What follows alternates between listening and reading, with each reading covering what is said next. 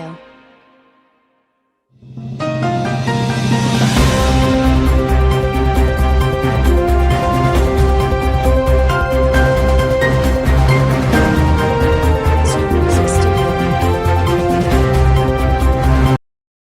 पसीना बहाया, कांग्रेस भवन से यहाँ तक कूच किया, हजारों लोग साथ थे।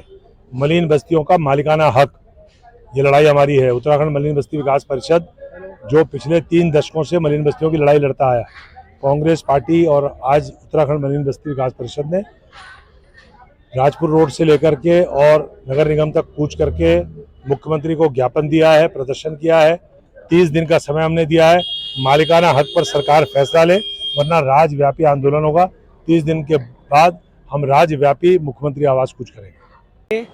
उसी को मद्देनजर रखते हुए कांग्रेस पार्टी के सभी कार्यकर्ता, पदाधिकारी व शीर्ष नेतृत्व आज मलिन बस्तियों में बसे 30-35 साल पुराने लोगों को लेकर आज निगम का कूच इसलिए क्या है ताकि उनको जो उजाड़ने का काम भाजपा सरकार कर रही है इस पर रोक लगाई जाए और इनको मालिकाना हक दिया जाए, जो कि सरकार में सत्ता में आने से पहले भाजपा सरकार कई बार अपने वादों में कह चुकी है कि बस्तियों को मालिकाना हक मिलेगा और जो भी सुविधाएं क्षेत्र के विकास कार्य में होती है, न तो भाजपा सरकार उस पर खरी उतरी है और न ही भाजपा सरकार सिर्फ जुमलेबाज की सरकार है और ये जनता को झांसे में लेना बखूबी तरीके से जानती है।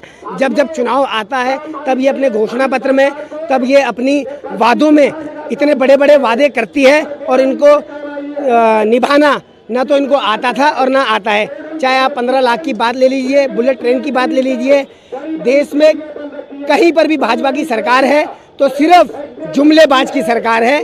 और आज हमारे शीर्ष नेतृत्व, बड़े बड़े कांग्रेस पार्टी के नेता मलिन बस्तियों में ये जितने भी आप देख रहे हैं, इन लोगों को लेकर इनका हक दिलाने के लिए नगर निगम कूच किया है और आगे भी इनके हक की लड़ाई को लेकर कांग्रेस पार्टी सड़क से लेकर सदन तक कूच करने का काम करेगी। जय हिंद, जय भारत, जय उत्तराखंड। मैम क्या कहना चाहेंगे?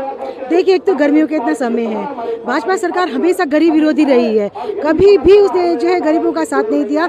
आप देखिए, पहले तो महंगाई की मार, इतनी कमर तोड़ महंगाई कर दी है, उसके बाद में जो है आप लोगों को बेघर करने का काम कर रहे हैं, जो अपने आप में एक निंदनीय बात है। आप देखिए, इतने सालों से लोग यहाँ पे रह रहे हैं, आपको ध्यान नहीं आया, लेकिन अब अचानक से ही आप इनको क्यों बेघर कर रहे हैं? अगर आप इनको बेघर कर रहे हैं तो पहले इनके लिए आप कुछ रहने की व्यवस्था कीजिए। इतनी महंगाई में अब ये लोग तिनका जोड़ करके आज इन्होंने अपना घर तैयार किया है, आज ये लोग वहाँ पे सुकून से रह रहे हैं। तो क्यों सरकार को जो है ये अच्छे नहीं लग रहे हैं वहाँ रहते हुए? ये अपने आप में जो है बहुत गलत बात है। सरकार से कहना चाहूँगी कि इतनी गर्मियों में और वैसे भी सालों साल इनके जो है यहीं पे रहते हो गए हैं, अब ये लोग घर छोड़ करके कहाँ जाएंगे? आप जो है इनको है या तो घर बना करके दीजिए, और हम बिल्कुल तोड़ने नहीं देंगे बस्ती जब तक कि आप इनको रहने का इंतजाम नहीं करेंगे।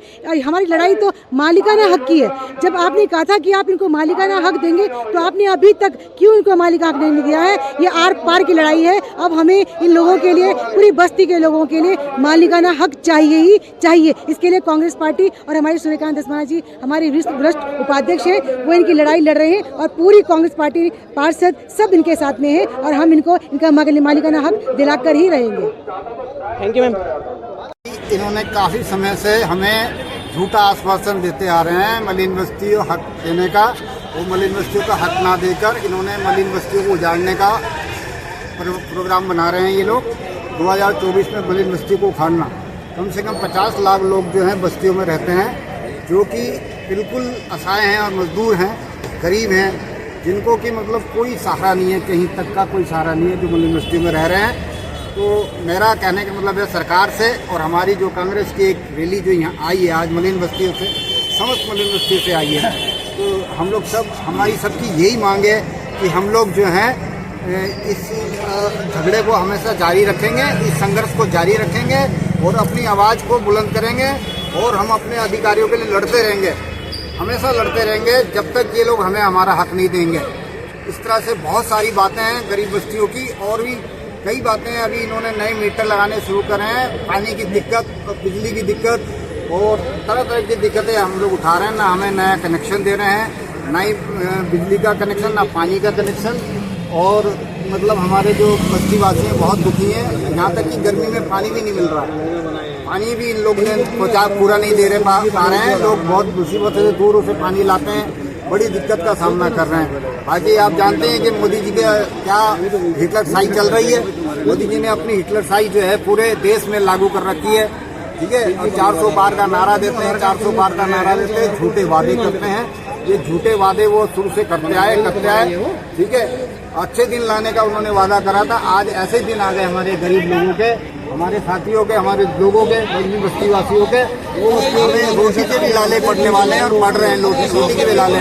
वो 2 किलो गेहूँ और 3 किलो चावल देकर ही बोलते हम राशन दे रहे, राशन दे रहे, राशन दे रहे। कोई राशन वासन नहीं मिल रहा। वो सड़े हुए गेहूँ, सड़े हुए चावल देकर हम लोगों को जो है खरीद लिया मोदी जी ने। मैं उन लोगों से कहता हूँ जो लोग मोदी जी को वोट दे रहे हैं वो कितने बेवकूफ़ लोग हैं, वो समझ नहीं रहे कि किसको वोट दे रहे हैं। आने वाले टाइम में ये हमारा संविधान भी खत्म करने वाले हैं। जो मलिन बस्तियों का संविधान है, जो बाबा साहब अम्बेडकर का संविधान है, उसे ये खत्म करने की कोशिश कर रहे हैं। तो मेरा निवेदन है अपने पत्रकार बंधुओं से और सभी साथियों से और देश के सभी नागरिकों से ये कहना है कि अपनी लड़ाई जारी रखें। भीमराव अम्बेडकर एक आए थे, अकेले आए थे, अकेलों ने हमारे लिए लड़े थे और हम आज दूसरे भीमराव अम्बेडकर सामने खड़े हैं और हम ये लड़ाई लड़ेंगे, हमेशा लड़ते रहेंगे। निगम घिराव किया है, क्या क्या कारण?